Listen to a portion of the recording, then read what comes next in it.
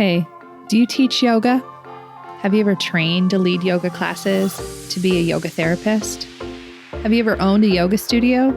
Maybe even just wondered what it was like for the women and men up there in front of the room on their mats, leading you through endless Surya Namaskars, down dogs, and pranayamas galore? Well, these are their stories, and mine. I'm Rebecca Sebastian, a 20-year yoga teacher, 10-year yoga therapist, yoga studio owner, and co-founder of a yoga-focused nonprofit. I've done a lot in the yoga world over the last 20 years, pretty much everything except had a water cooler. You know, a place to share stories, talk about struggles, successes, and find other people who do the same thing that I do. Welcome to Working in Yoga, a podcast and substitute water cooler for yoga folks to connect and build community, to share our unique profession, our challenges, and our journeys with the world.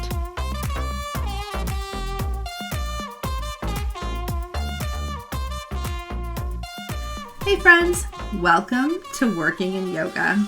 So I'm rolling things solo this week, talking about something that I know we get right about our teacher training programs. The thing is, for me, the reason why I've stayed all these years is because of this one aspect. After all the stuff that I've learned, all the skills I've acquired over these 20 years of teaching yoga and owning my own yoga studio, I'm still here. And the more I think about it, the more I realize that there's one main reason for it. And this is something that we get very right about our teacher trainings. But first, I want to ask you to do me a quick favor and go ahead and hit the like, follow, or subscribe button from wherever you're listening to this podcast. When you do this, it tells the algorithm to show this podcast to other people like you. And when we get the lovely opportunity to gather more yoga pros around the water cooler with us, we are all better together. Because this is sometimes a lonely job. And really, it is better to hang out with friends than to feel alone in an industry chock full of amazing people. And thank you to Midwest Yoga Conference for sponsoring the podcast. The Midwest Yoga Conference is hosting an in-person conference in Des Moines, Iowa on October 26th, and you will see me there. You will also see other former guests on this podcast like Amy Zellmer and Coley Sanders and Zaria Rochester. And we all get to see each other in person because, seriously, I love it when that happens. And we get to take cool classes and workshops from some of the Midwest's best yoga teachers. To learn more, visit www.midwestyogaconference.com and come see me in real life on October 26th, 2024. And if you want to hear about what I'm thinking and what my friends are thinking about the yoga industry, go ahead and subscribe to my newsletter. It is in the show notes, or you can always pop online to my website, www.workinginyoga.com, and there's a sign up on the first page. Okay. Now, can we talk about what we really get right? Because I really want to. I really want to cinnamon roll our industry for a sec. And for those who don't know, a cinnamon roll is a main character in a romance novel, often a male, who just wants the best for everybody else, especially the main love interest. And the thing that I think we totally get right in our teacher trainings is that amazing sense of community, camaraderie, and connection that comes from being with other people who are as excited about yoga as we are. And we get the conversations amongst the community really right. Now, let's flash back. Do you remember your first teacher training? Do you remember all those humans who were with you, who were excited to learn new things about yoga, really enthusiastic to unpack and unearth their lives, body, mind, and spirit, right along with you on their mats and in discussions with your teacher? Do you remember those conversations? We totally nail this, you all. We really get it right. In fact, I think a lot of why people gravitate towards yoga teacher trainings, especially during vulnerable times of change in their lives, is because they are seeking, consciously or unconsciously, to find a space with a new group of like-minded people so that they can connect and share and feel like they're more themselves. Now, a long time ago, before I myself was running any sort of training for my own business or ran a studio, I actually ran book clubs at a different yoga studio that I was teaching out of. Now, in our present day time, I've made book clubs a signature part of my business.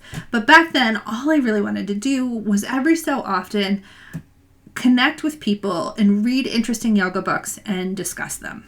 This was in the early teens, and we read yoga classics, both modern and not so modern, and we read newer, more interesting books about yoga. In fact, the first book I chose, the book that was the reason why I wanted to start this book club, was a book called The Science of Yoga by William Broad. Now, I had read some of Broad's writing on yoga in the New York Times at that point, and this was in 2012 when his book was published, and I wanted to have some deeper discussions about the safety and sustainability of an asana-heavy yoga practice. I was really invested in this because in the area that I live in, one of the first really major studios was an Ashtanga-centered studio, and so a significant amount of the practice in my area was based on that Ashtanga primary series. In fact, if I'm being honest, this is still really true 12 years later. In fact, there are no trainings in my area that are focusing on accessibility or inclusion except now mine. And I often find at my studio that I'm hiring yoga teachers who've moved into the area from other parts of the country because that's where people are being trained in the kind of yoga that I want to offer in my space. Everybody in my area is really focused on vinyasa or ashtanga as far as the lens of yoga movement is concerned. But even in those spaces, I'm going to say this before I continue, much of the training revolves around a heavy asana practice, and I still think they're nailing the community and connection component. I think we all do. We understand that that's something that we really want to offer each other as we're training to be yoga teachers. But back to my book club. One book club that I had was a book that I had chosen, and it was really more philosophical in nature. It was Autobiography of a Yogi, and not too many people showed up for that particular book club. It was easier to get people to come for more poppy kind of books like Broad's The Science of Yoga. But one woman who none of us had ever met before showed up. And after having a lengthy discussion with me and the owner of the studio at the time, we found out that she was currently living out of her car and had found out about our book club discussion via a newspaper listing we put in. This was back before Facebook was the ubiquitous listing, and checked the book out from the library and read it, she said, twice before she came to join us at the book club. She really wanted to reread it right before she started the discussion with us so that she could talk about it more thoroughly, which is something that I actually picked up from her to make sure that I'm reading in my book clubs right before we discuss so the content's fresh in my mind. As we were having this incredible discussion about the book, she said this. She said, I didn't know adults had these kinds of discussions anymore. You know, the kinds of talks where you stay up late in college when you were 19 years old, trying to figure out what the meaning of life was.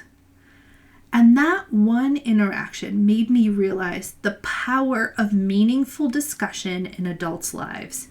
Because the thing is this, and I'm going to say this with absolute confidence and certainty that I possess in every fiber of my being as a 45-year-old woman who's a solo mother of 2 children.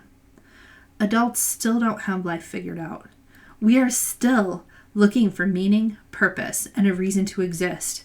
We still want to know how to live better, how to live more interesting, and how to live more fulfilling lives. And it is really hard to figure that out on our own. So good, bad, or otherwise, yoga has been out there on the streets figuring this out for ourselves and our students for ages now. We've been connecting, working through our challenges, and talking about our lives with other people who are also training and passionate about yoga like we are. We've been seen, and we've seen each other. As I get older, I realize more and more that I have a desire to be seen as a person and to see other people, a desire to be known, understood, and enjoyed by other people, and I desire to know and understand them better as well. Yoga as an industry offers that opportunity for humans who come through our doors. In classes, in community events, yeah, but especially in our teacher trainings. As we look to the future of our industry, as we decide what we want to invest in next, what we want to see happen in the next 10, 15, or even 20 years going forward, I think we can take away the piece of us that is the most impactful, our communities. My friend Theo says this is where the magic happens. When we get together and connect with each other while on a sincere path of personal growth, healing, and transformation. That, my friends, is the good stuff. That is what we bullseye every single time. So if that's you, pat yourself on the back. We're doing great. Now, thank you so much for listening, my friends. I want to catch you around the water cooler next week so that you can hear my interview with Anjali Rao, who was the former president of the Accessible Yoga Foundation. And the conversation that Anjali and I have around teacher training is so stellar, I know you're not going to want to miss it. We talk about all the hard stuff, y'all. And Anjali has the best answers for it all. I am so grateful that you are here, my friends. Now, go be amazing, and I'll see you next time.